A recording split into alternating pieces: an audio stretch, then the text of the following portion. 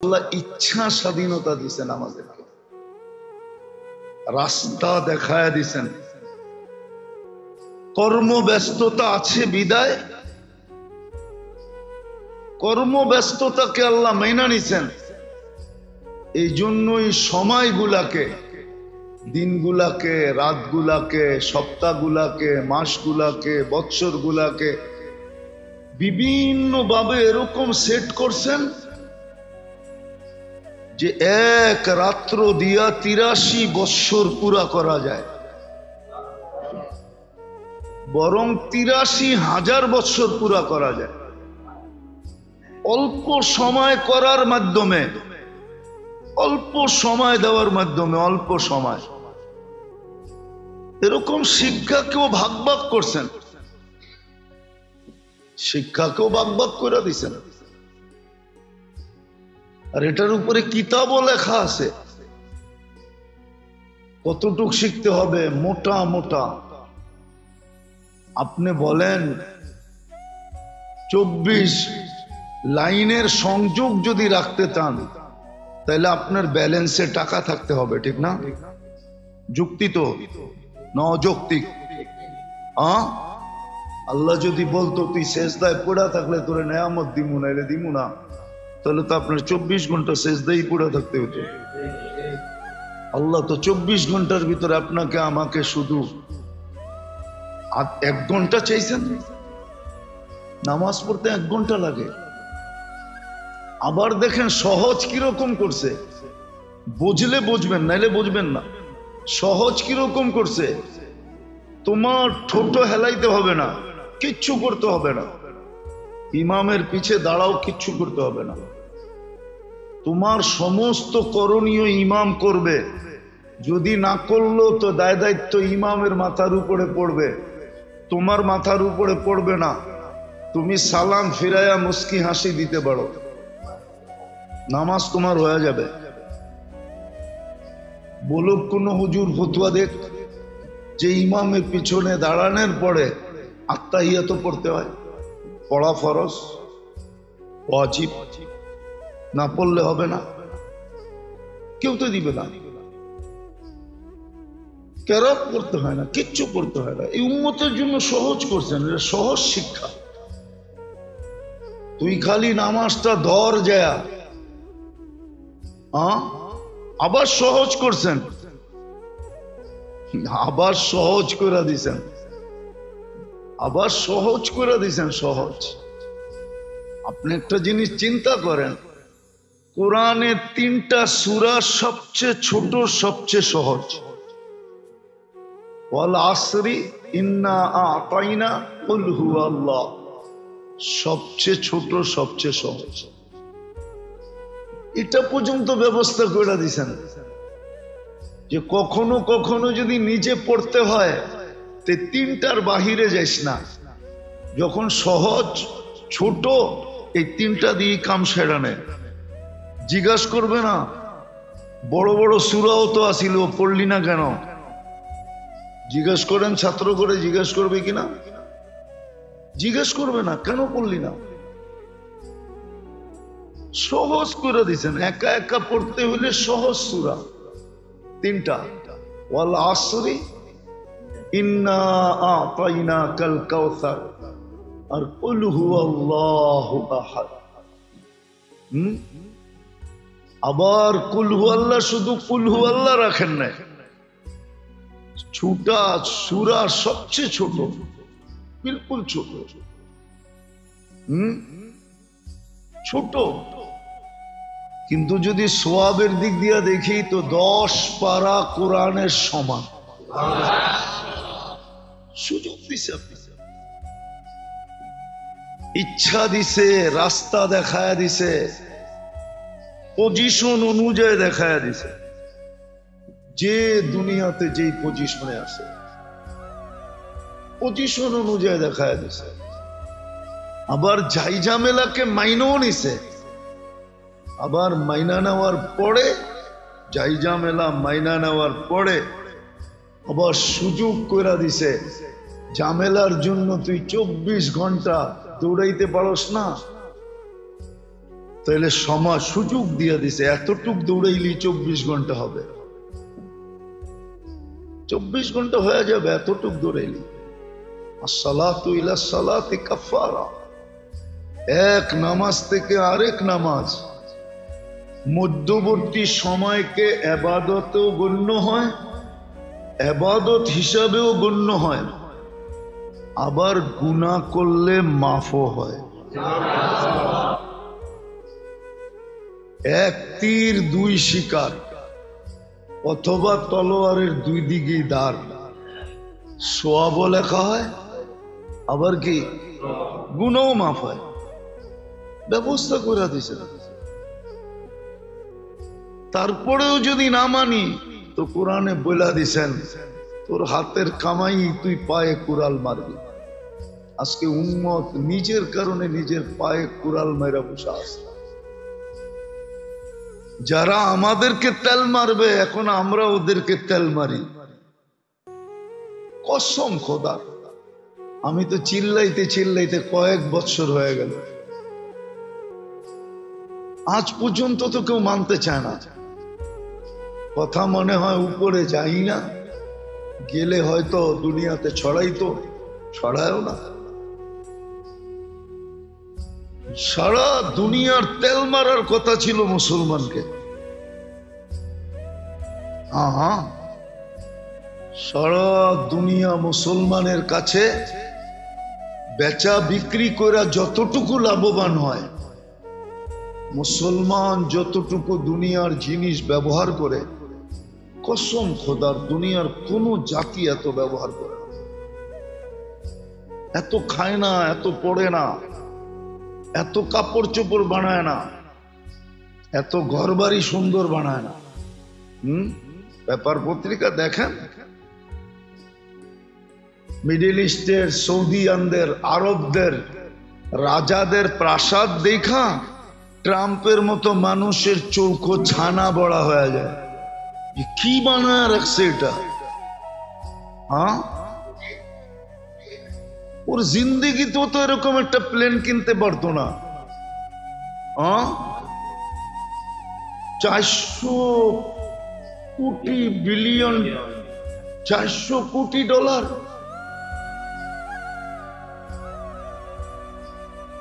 ও জীবনও তো এরকম প্লেন হয় দেখে নাই কোনোদিন।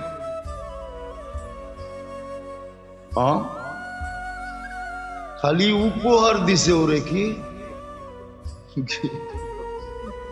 আল্লাহ মুসলমানের চেয়ে তো বেশি কেউ দেয় নাই, কাউরে দেয় নাই। 250 কোটি মুসলমান, উচিত ছিল 600 কোটি এদের পাও টিপতো আর তেল মারতো,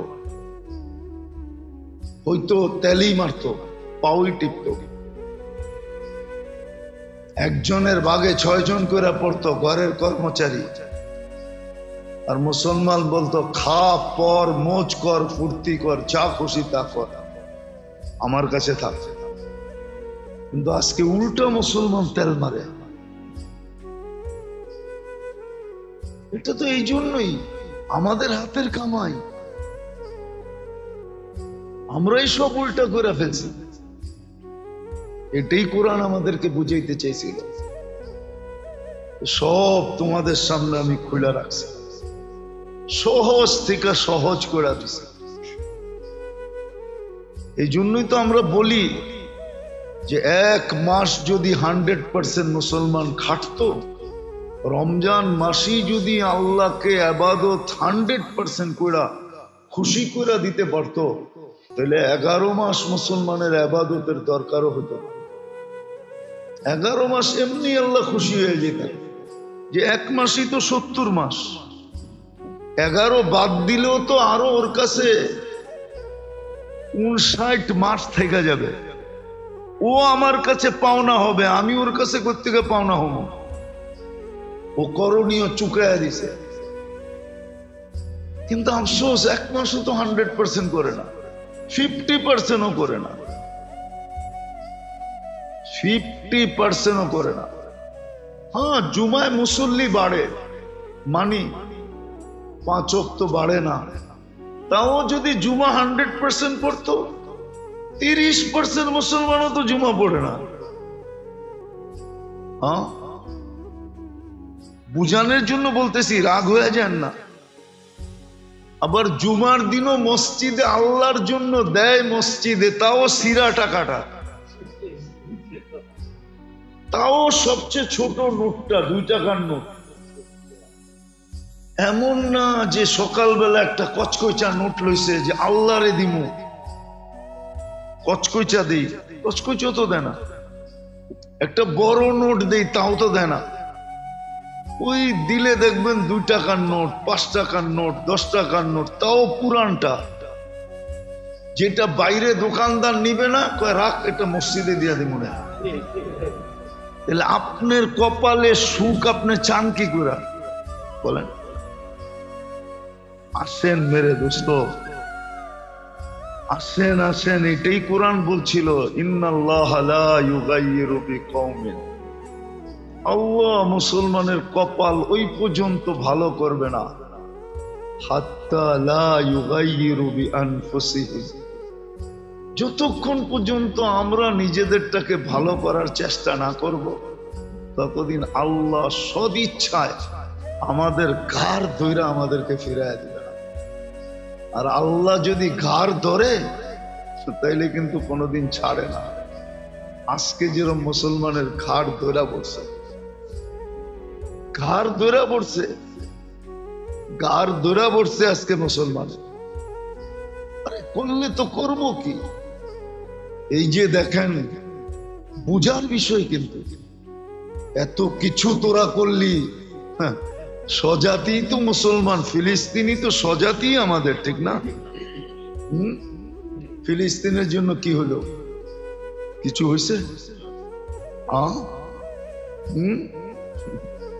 কিছু হয়েছে?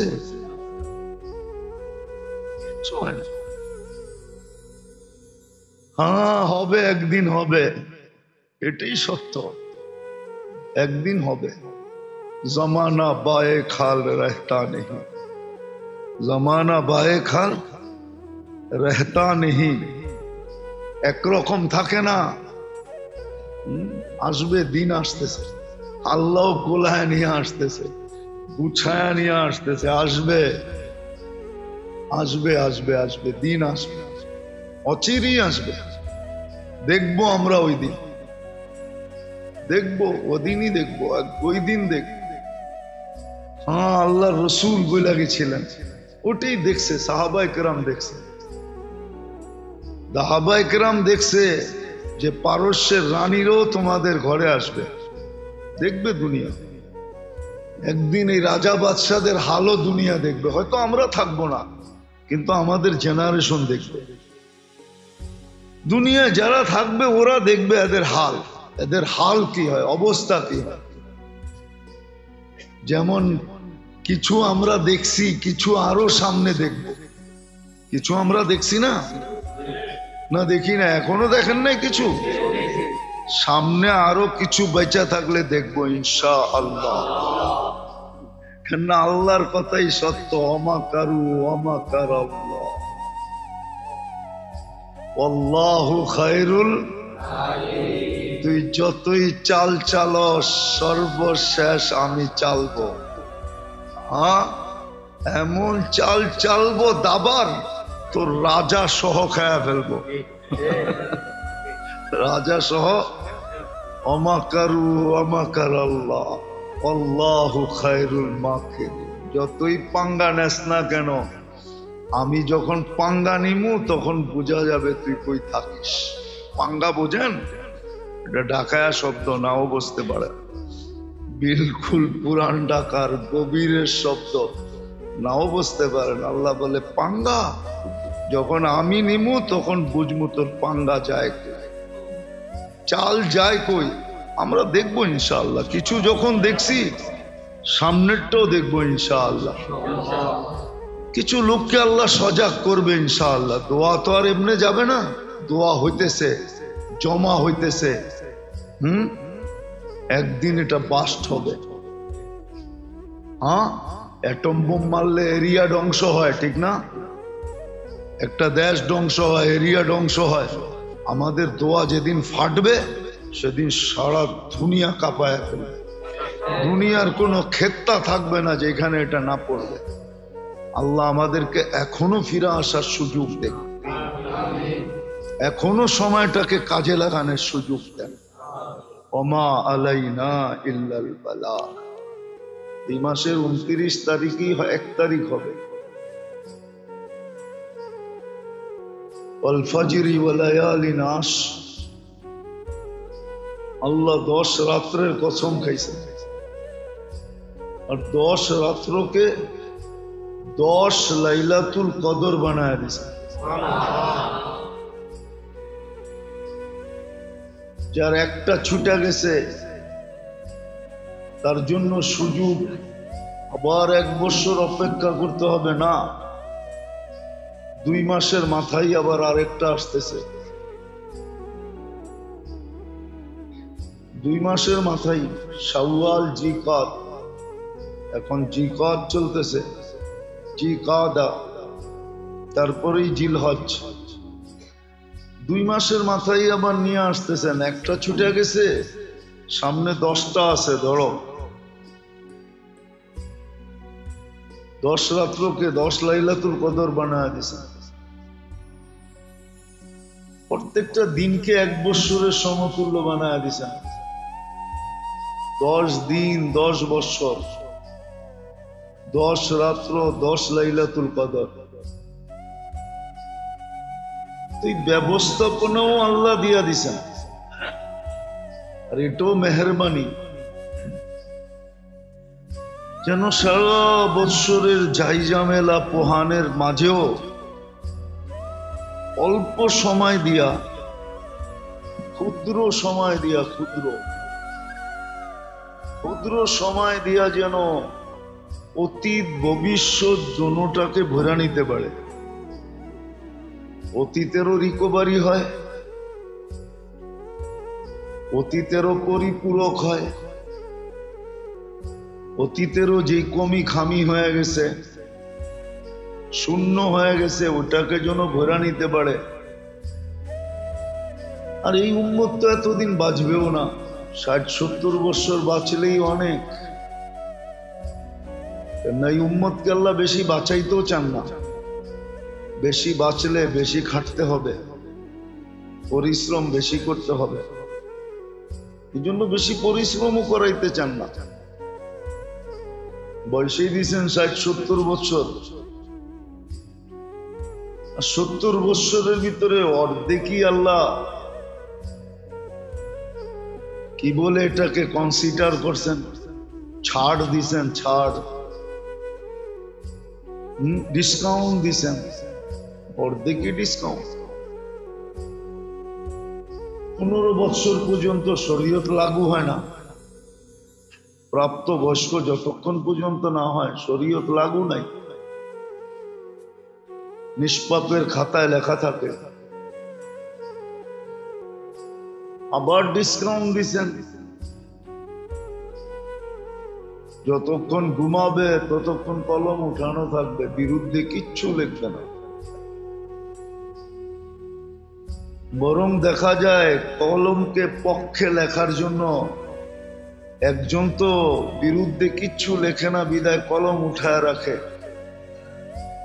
মাইনা নেন, বাম দিকেরটায় গুনাহ লেখে, বাম দিকেরটা কলম উঠায় বসা থাকে, কিছু লেখে না।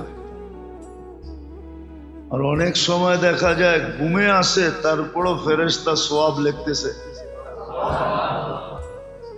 যেমন এশারের নামাজ বাজমাত পড়লো, ফজরের নামাজ বাজমাত পড়লো, এই জন্যই তো আল্লাহ রসুল বলছিলেন,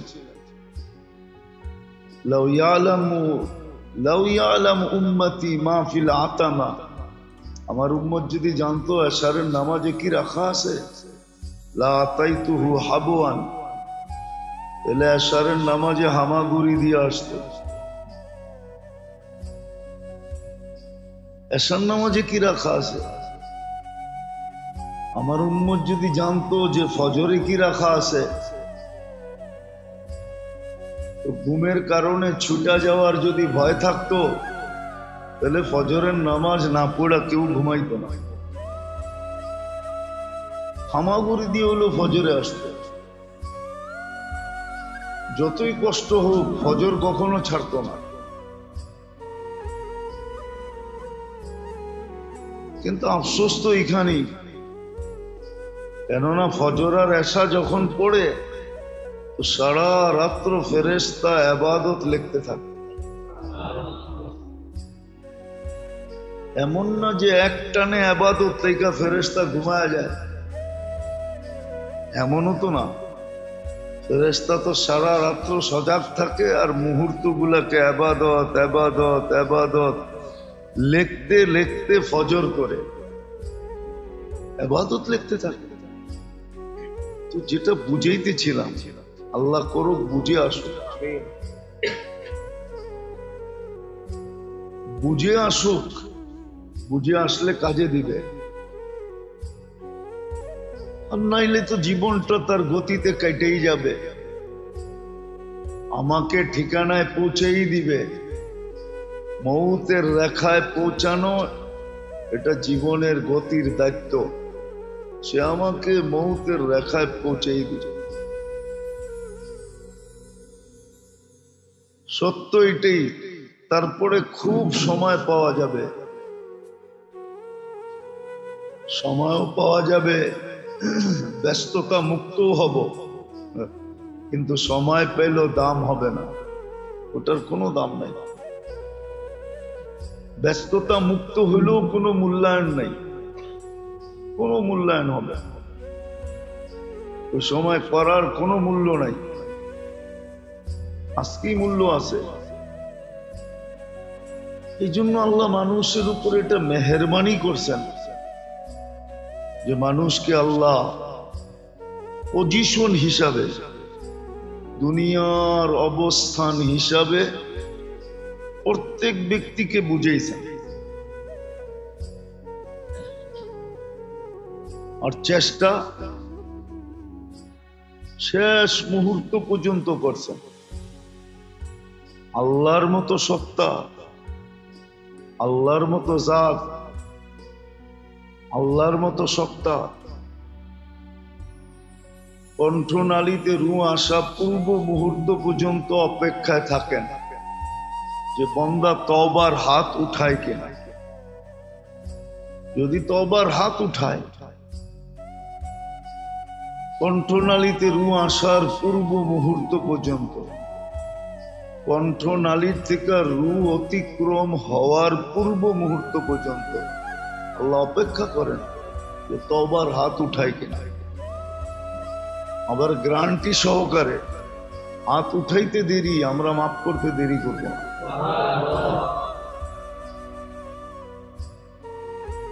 তো বুঝা উচিত এটা যে আমার জন্য যা করণীয় রাখছেন ওলামারা, এই জন্যই বুঝায়, দায়িত্ব এই জন্যই নেন, নাহলে দায়িত্ব নেওয়ার কোনো প্রয়োজন ছিল না। আলেম ওলামা তোলাবা এরা দায়িত্ব এই জন্যই নেন, নাহলে এই যুগে কোনো দরকার ছিল না। যে যুগ গঙ্গা বিলকুল উল্টা দিকে বইতেছে, চতুর্দিকে দুনিয়ার স্রোত, দুনিয়ামুখী সবাই, সবাই দুনিয়ামুখী,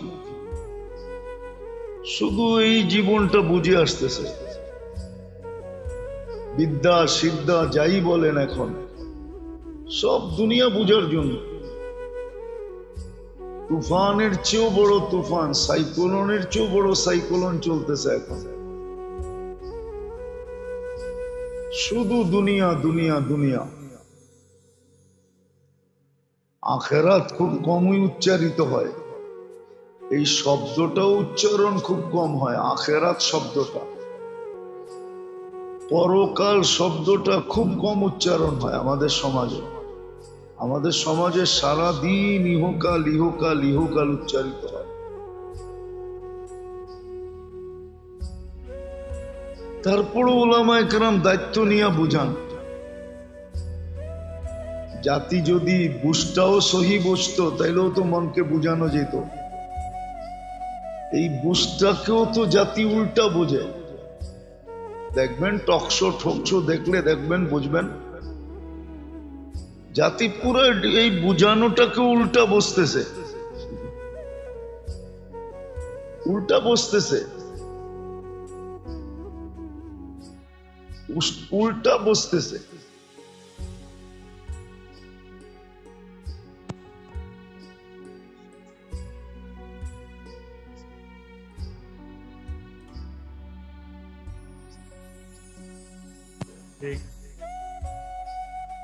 ঘরের মহিলা তো রাজরানী, ঠিক না? তার সুতা হইতে নিয়া, সুই হইতে নিয়া, তার বরণ পোষণ থাকন বাসস্থান, সে কোথায় থাকবে, বাসস্থান বরণ পোষণ সব প্রয়োজন মেটানো পুরুষের দায়িত্ব, ঠিক না? এটাই তো রাজরানী, ঠিক না? হ্যাঁ, তাকে চাকরানি কেন বানাবে? তাকে চাকরানি কেন বানাবে? যদি পুরুষও বলে তোরও প্রয়োজন আমারও প্রয়োজন, তোরও প্রয়োজন আমারও সমান অধিকার যখন, তো তোরটা তুই কামায়া মেটা, আমারটা আমি কামায়া মেটাবো।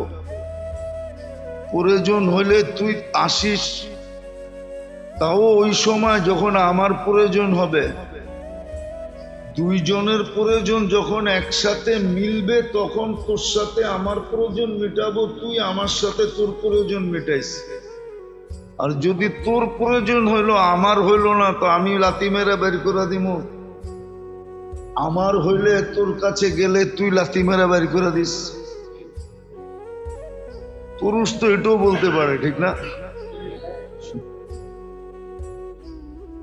মনে হয় বোঝেন নাই কিছুই।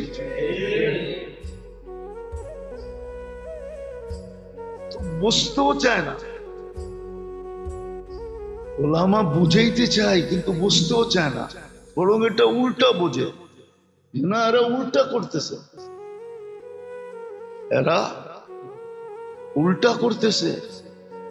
বাংলার প্রবাদ বাক্য সত্য, বললাম না, ইচ্ছা স্বাধীনতা দিছেন বিদায়। বাংলার একটা কথা আছে, বাংলায় আজ বুঝবি না বুঝবি কাল, পরেরটা আপনারা মিলায় লয়েন। কপাল থাবড়ায় মারবি গাল। আমি জায়গা চেঞ্জ করে নিলাম আর কি, জায়গাটা আমি চেঞ্জ করে দিলাম, কপাল থাবড়ায় মারবি গাল। আমাদের তো কিছু হবে না,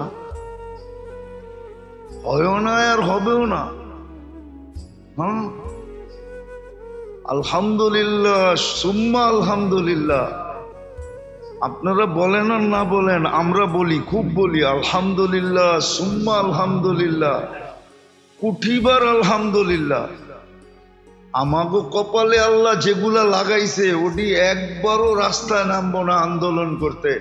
আপনাদের গুলাই রাস্তায় নামবে আন্দোলন করতে, আমাদের গুলা কোনোদিন নামবো না, ওটি পিটাইলেও নামবো না। ওগুলো তো বলবো তুই জানিস না কি সুখে আছি। ওই আহমদ ইবনে হাম্বল রহমতুল্লাহ আলাইহির কথা মতো বলবে।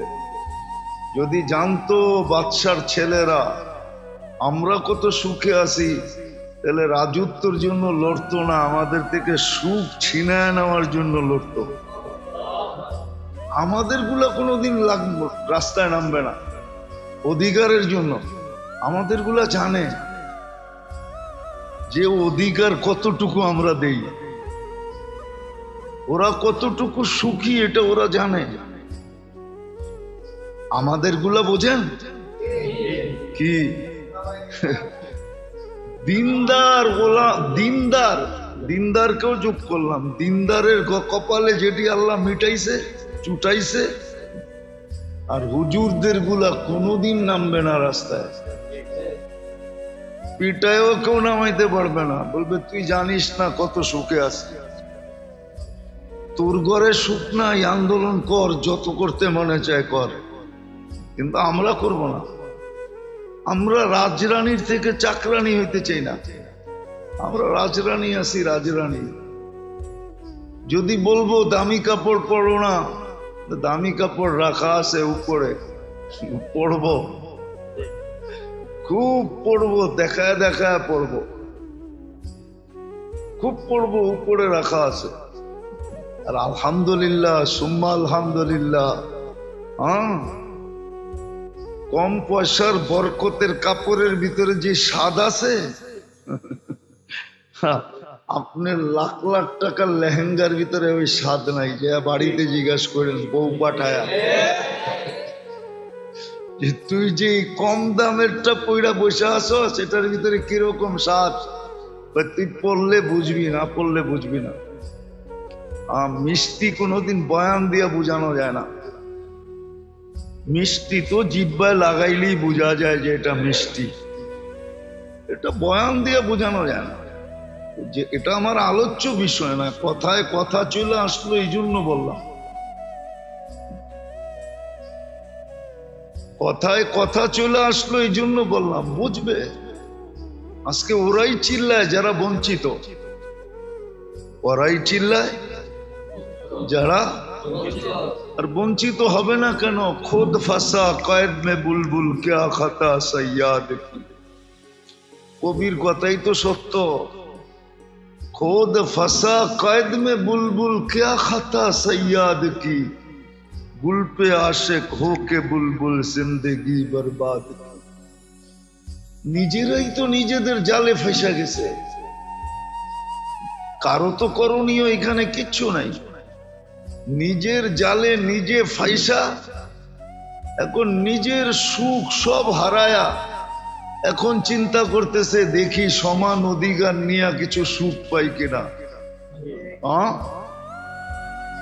নিয়া দেখো সুখ পাও কিনা, নাও, করো আইন পাস, নাও, দেখো সুখ পাও কিনা। তোমাদের বান্ধবীরা সুখে আছে কিনা দেখো। আমি না অনেকবার বলছি তো, সুখ তো হইল এইটা যে কনকনে শীত, দুইজনে ঢুকছে ল্যাপের ভিতরে আর গলা জড়ায় ঘুমায় আছে, দুপুরে উঠলে যা মিলবে তাই খাবো, অসুবিধা নাই। এটা সুখ না কনকনে শীতের ভিতরে সকালবেলা উঠা দুইজন দুই দিকে দৌড়াইতেছে, কামাইতে হইব, এটা সুখ? সুখের আশায় সুখের ল্যাপ ছাইরা সুখের পিছে দৌড়াইতেছে। কনকনে শীতের দিন তো মজা হইল সকালবেলা ল্যাপ লয়া ঘুমায় থাকা, এর চেয়ে সুখ আর কি আছে?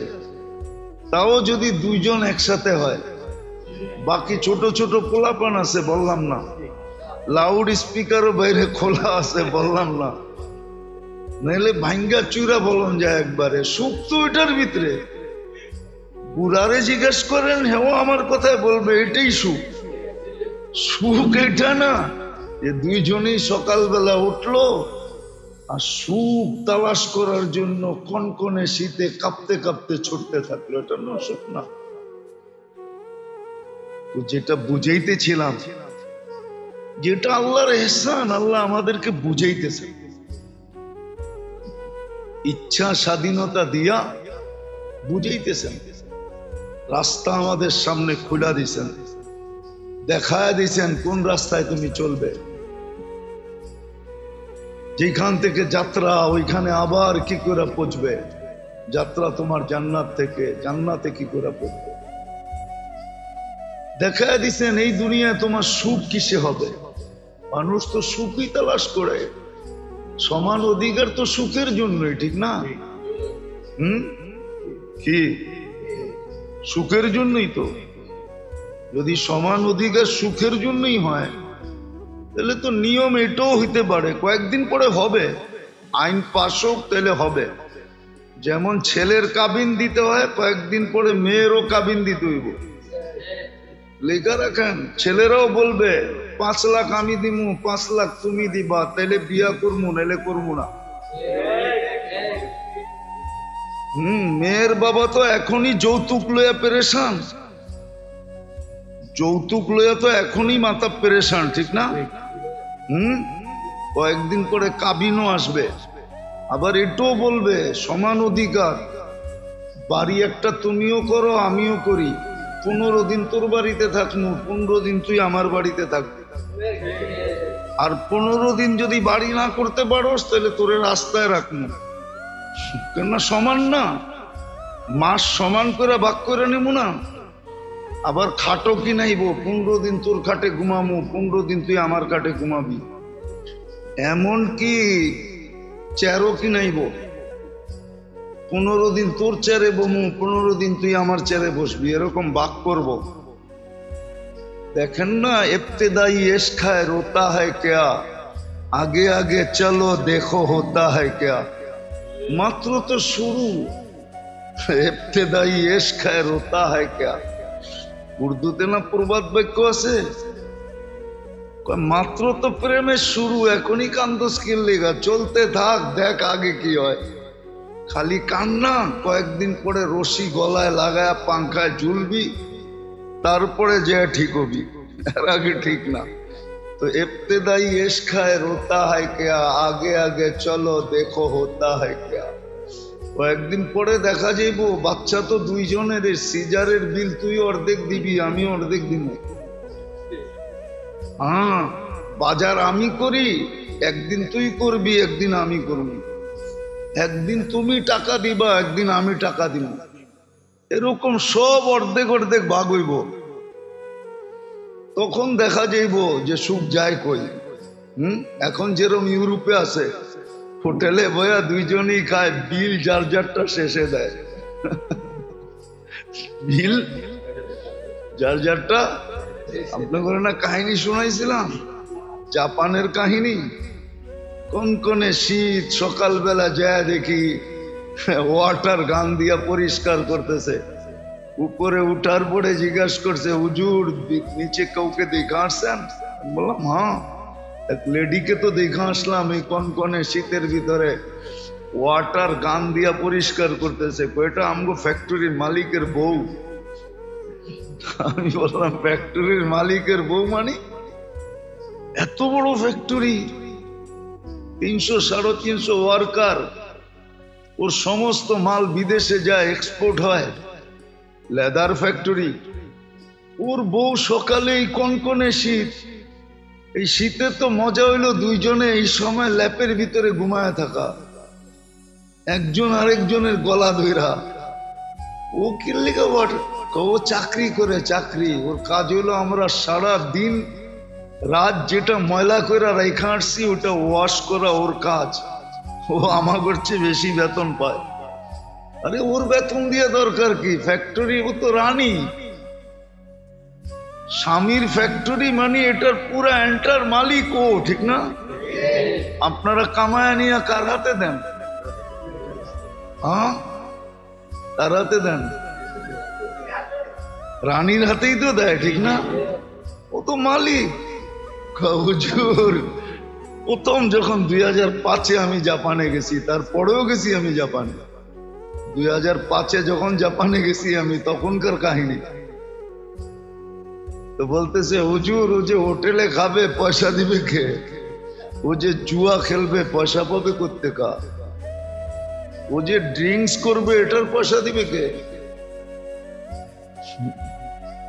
ওরে তো শুধু থাকার জায়গা দিছে, এটার পয়সা দিতে হয় না। গড়ে খাইলে এটার পয়সা দিতে হয় না। ও যে আউট ফ্যাশন করবে এটার পয়সা কে দিবে? এই জন্য চাকরি করে ওটার পয়সা উঠাইতে হয়।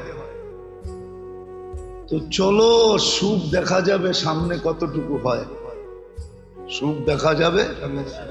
বেঁচে থাকলে আমরাও দেখবো, এখনো তো দেখি। সারা দুনিয়ায় তো দেখতে দেখতে চুল পাকায় ফেললাম, জীবন শেষ করে ফেললাম। সারা দুনিয়ায় তো দেখতে দেখতে আসতেছি। এই জন্যই তো আমরা চিল্লাই, নাইলে চিল্লানোর দরকার ছিল না। তোমরাও সামনে চলে দেখো, চইলা দেখো, চইলা দেখো যে কেমন সুখ মিলে। তারপরে হবে একদিন, হবে একদিন, নিজেরাই বলবে, কিন্তু ওই দিন আর ফিরার রাস্তা থাকবে না।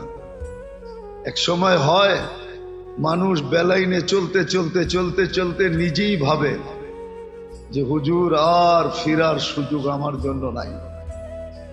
আমরা মাঝে মাঝে জিজ্ঞাসা করতাম টেররদেরকে, তাবলীগের কাজে তো ওদের কাছে যাওয়া হইতো, আবার বললে তো প্রশাসনের রূপ থাকলে রাগ হয়ে যাবে। এখন না, আগের কথা বলতেছি। প্রশাসনের জিজ্ঞাসা করতাম তুই ফিরা গেলে অসুবিধা কি? হুজুর যদি ফিরা যাই তারপরও বিপদ, না ফিরলেও বিপদ। ফিরা গেলেও আমাদেরকে মান্থলি দিতে হবে। মনে হয় বোঝেন না। তওবা করে যদি ফিরেও যাই তারপরও আমাদেরকে কামায়া দিতে হবে মান্থলি, নাইলে বলবো তুই মান্থলি যেটা দিতি ওটা তো বন্ধ হয়ে গেল, ওটা কে পুরা করবে? বিদায় ফির, কোনো আপত্তি নাই, কিন্তু আমগো মান্থলি যেন বন্ধ না হয়। মান্থলি বোঝেন, পেমেন্ট যেন বন্ধ না হয়। তো তাইলে ফিরা কর্মটা কি? যেখানে আসি ওইখানেই ফিরার কোনো সুযোগ নাই। তো একদিন হবে, আমার সমাজও ফিরতে চাবে, কিন্তু ওই দিন আর কোনো কাজে দিবে না, ফিরার কোনো সুযোগ থাকবে না। ফিরার কোনো সুযোগ থাকবে না, সুরার কোনো সুযোগ থাকবে না, ফিরার কোনো সুযোগ থাকবে না। আযাব তো এখনই আসছে, আর কত আযাবের দরকার? এই জন্যই তো মুসলমানের দুরবস্থা আজকে। এই জন্যই মুসলমানের ঘরে সদ ইচ্ছায় না আল্লাহর ইচ্ছায়, উম্মতে মুহাম্মদী সদ ইচ্ছায় না আল্লাহর ইচ্ছা। সুখের জীবনটা আমাদের জন্যই সিলেক্ট করছিলেন আল্লাহ, নির্বাচিত করছিলেন। সুখের জীবন তোমাদেরকে দিব, নাহলে কোরআন হায়াতান তাইয়্যিবা কেন বলতো? সুখের জীবন তোমাদেরকে দিব, তাইলে হাদিসে কেন আসতো কাফফালাল্লাহু লাহুর রাহা ওয়ার রাহমা? সুখ শান্তির দায়িত্ব আমরা তোমাদের নিলাম, তাহলে এটা কেন হইতো? কিন্তু আফসোস, যার জন্য যেটা নির্ধারিত করছেন, যেই জিনিস যার জন্য নির্ধারিত, যতটুক নির্ধারিত পজিশন হিসাবে, অবস্থান হিসাবে, কেউ শিখে না। শিখাইতে চাইলেও শিখতে চায় না। এটাকে ভুল ব্যাখ্যা করে, ভুল ব্যাখ্যা। মাঝে মাঝে টক শো দেখলে দেখা যায় কেমন ভুল ব্যাখ্যা করতেছে। মনে হয় যে ও ভাবেই না যে আল্লাহ বলতে কিছু আছে, ওকে কেউ অস্তিত্ব দিছে, কন্ট্রোল করে, এটা ও ভাবেই না। অথচ দেখলে দেখা যাবে এরকম লোক টক শোতে বসে কথা বলে পাও অর্ধেক কবরে চলে গেছে।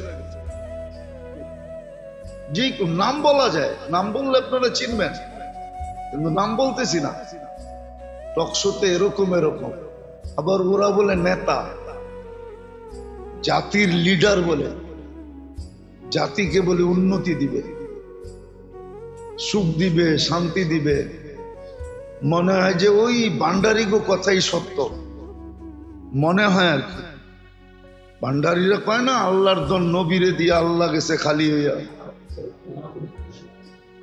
নবীর দন অমুককে দিয়া নবী গেছে খালি হইয়া, নবীর দন পায়া খাজায় শুয়া আছে আজমিরে দেরে বাবা দে। তো গো টকশো শুনলেও মনে হয় যে আল্লাহ সবকিছু ওরে দিয়ে দিছে। হ্যাঁ, আল্লাহ সব ওকে দিয়ে দিছে। কালকেই শুনতেছিলাম একজন বলতেছিল, নেতা, বিশাল নেতা, নাম বলবো না, বলতেছিল এই হুজুররা বলেন 95 নিম্ন বংশের লোক।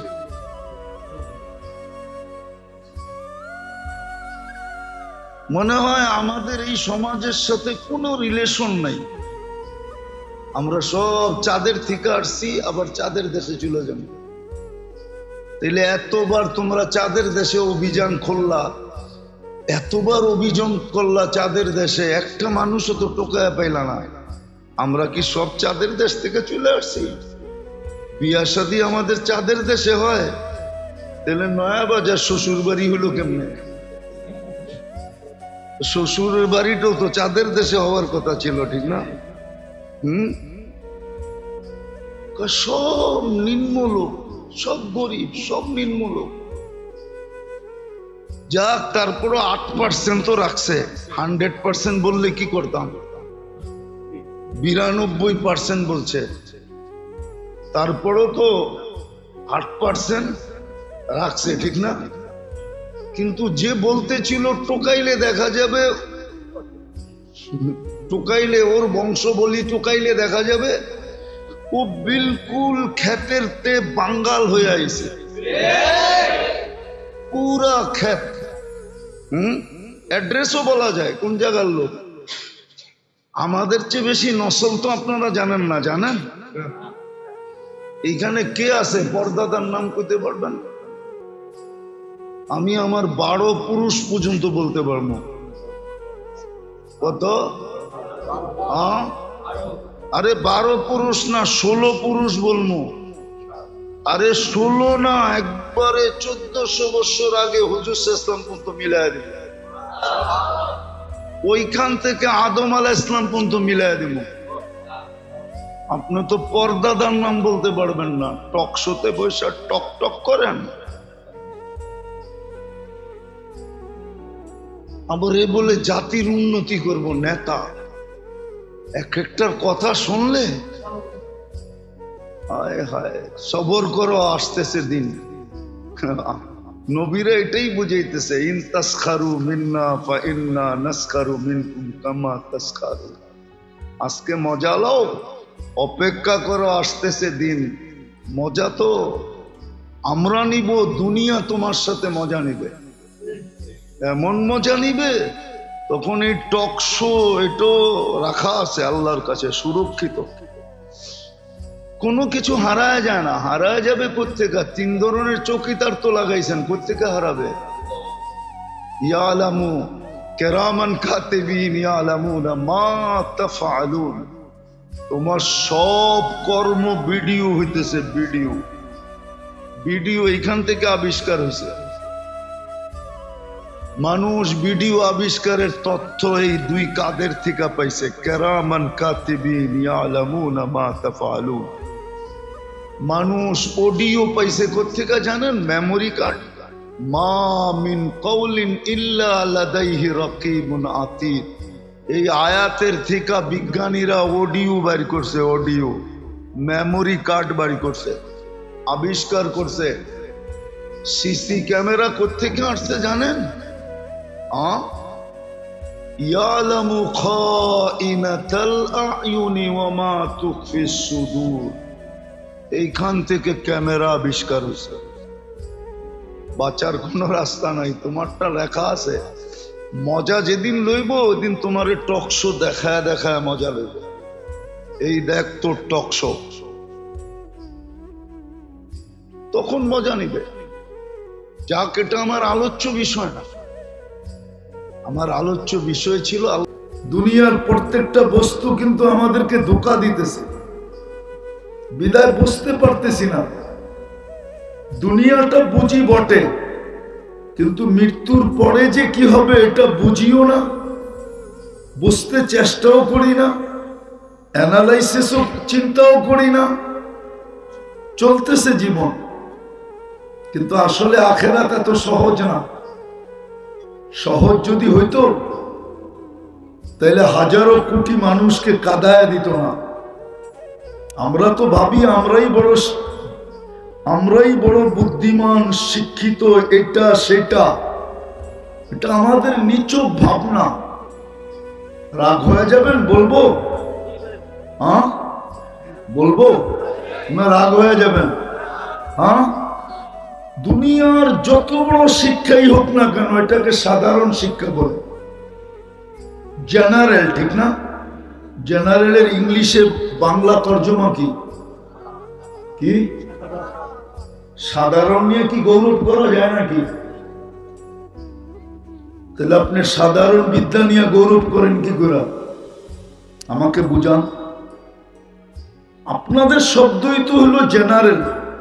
জেনারেল মানে সাধারণ, এটা নিয়ে গৌরব করে কি করে?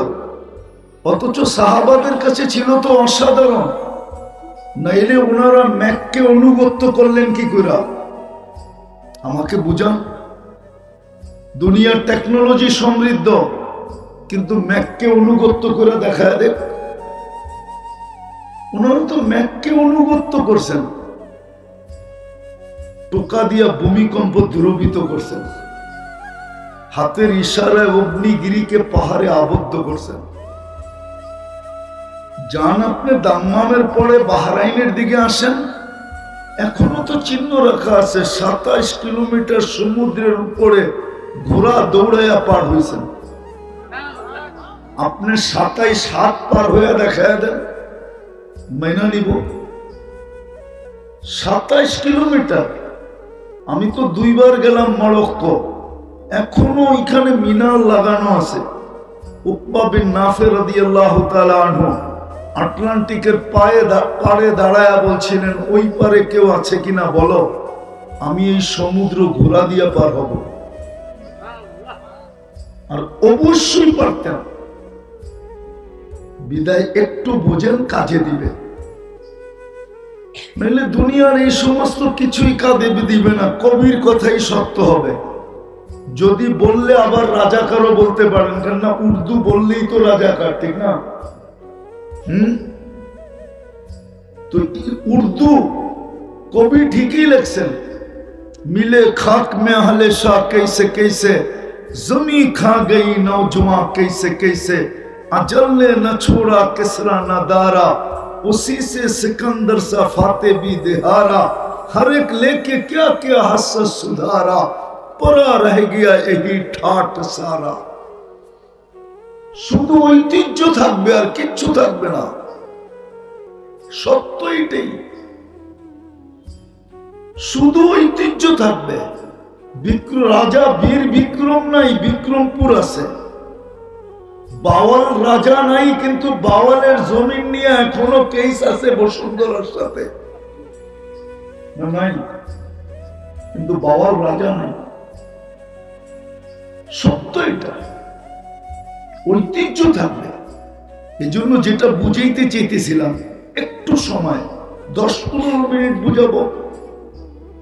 যিনি আমাদেরকে মুসলমান আর উম্মতে মুহাম্মদী হিসাবে নির্বাচিত করছিলেন, উনি এই ছোট জীবনটা কাটানোর একটা চিত্র দিছিলেন। চিত্র, ছোট একটা চিত্র দিছিলেন যে দুনিয়াতে সুখে তোমরাই থাকবে, দুনিয়াতে ইজ্জতের মালা তোমাদের গলায় থাকবে, দুনিয়ায় নিরাপদ তোমরাই থাকবে, দুনিয়ায় সবচেয়ে উঁচা তোমরাই থাকবে। পাখির মতো আমি তোমাদেরকে পালবো। কিসের মতো? পাখির মতো পালবো। এটা একটা মাদ্রাসার পেটে আমি বলতেছি, কামেল মাদ্রাসা। জিজ্ঞাসা করেন ওনাদেরকে। ওমর রাদিয়াল্লাহু তাআলা আনহুর জামানায় দুধ যখন বাচ্চা ছেড়ে দিত, মার দুধ, তখন বাচ্চার বাতা হইতো, বাতা দেওয়া হইতো। একদিন নামাজে খুব কান্না, বাচ্চাদের কান্না অতি মাত্রায় হইতেছিল। তো নামাজের পরে জিজ্ঞাসা করতেছিল যে মায়েরা কি করে, নামাজের ভিতরে বাচ্চাদের এই অতি মাত্রায় কান্না, বাচ্চাদেরকে কি সামলায় না? তো এক সাহাবী সাহস করে বলে ফেলছেন, আমিরুল মুমিনিন, আপনি তো সিদ্ধান্ত, আপনার তো নিয়ম হইল বাচ্চা যখন দুধ ছেড়া দিবে তো বাতা দিবেন, বিদায় মায়েরা দুধ ছাড়ানোর অভ্যাস করতেছে, এই জন্য বাচ্চাদের অতিমাত্রায় কান্না। তো ওমর রাদিয়াল্লাহু তাআলা আনহু বলতেছিলেন যে আজকের থেকে নিয়ম হবে, মা যদি পেটে বাচ্চার প্রমাণ দিতে পারে তাহলে ওই বাচ্চাও ভাতা পাবে। রাগ হবেন? আমাদের দেশে, এই দেশেই তো আমাদের জন্ম। আজ পর্যন্ত তো কত সরকারেরই লম্বা লম্বা বুলি শুনলাম, উন্নতির জোয়ার দেখলাম, আজ পর্যন্ত তো এই ঘোষণা কেউ আসলো না। খাতায় কলমে কত কিছুই তো দেওয়া লেখা হইল, কিন্তু বাস্তবিক খুঁজতে গেলে দেখা যায় এক বৃদ্ধ ভাতা পায় না। এরকম বলি তো প্রত্যেকেই দিছে আমাদেরকে জন্মলগ্ন থেকে, না দেয় নাই? হ্যাঁ কি বলেন? হ্যাঁ আমরা না ওনাদের চেয়ে বেশি শিক্ষিত? আমরা না ওনাদের চেয়ে বেশি সভ্য? আমরা না ওনাদের চেয়ে বেশি এডুকেটেড? নাইলে আমার সমাজের মানুষ সাহাবাদের উপরে আঙ্গুল উঠায় কি করে? আমরা তো এমন না যে সব সময় কানে তুলা দিয়া চলি। আমরা তো দেখি আমাদের সমাজের বিভিন্ন সেমিনারে সাহাবাদেরকে বলতে একটু ত্রুটি করে না, সাহাবাদের উপরে আঙ্গুল উঠায়, বড় বড় আল্লাহওয়ালাদের উপরে আঙ্গুল উঠায়। কিন্তু ওনারা তো কইরা দেখাইছেন, বাস্তব এটাই ছিল। তো যেটা বুঝাইতেছিলাম, যিনি আমাদেরকে মুসলমান আর উম্মতে মুহাম্মদী হিসাবে নির্বাচিত করছেন, এই ছোট জীবনটা 60-70 বৎসরের জীবনটায় আমাদেরকে একটা সুখের চিত্র দিছিলেন। চিত্র, তোমরাই উপরে থাকবে, তোমরাই নিরাপত্তার চাদরে থাকবে, তোমাদের কি আমি পাখির মতো পালবো, তোমাদের কি আমি পছন্দের জীবন দিব, তোমাদের গলায় আমি ইজ্জতের মালা পরায় রাখবো। কিন্তু আজকে যদি চিত্র দেখি, আজকে যদি চিত্র দেখি, আজকে যদি চিত্র দেখি যে 60টা মুসলিম দেশ হওয়া সত্ত্বেও, ভালো মতে বুঝার, কিন্তু 60টা মুসলিম দেশ হওয়া সত্ত্বেও, 250 কোটি মুসলমান হওয়া সত্ত্বেও, প্রত্যেকটা মুসলিম দেশ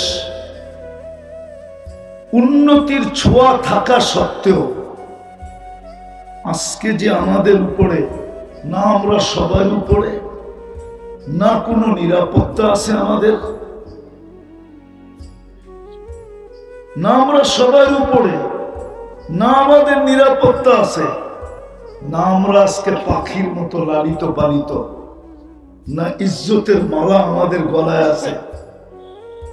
ইজ্জতের মালা আমাদের গলায় নাই, না আমাদের জীবনটা আমাদের পছন্দের মতো। এই দুরবস্থা আমাদের কেন?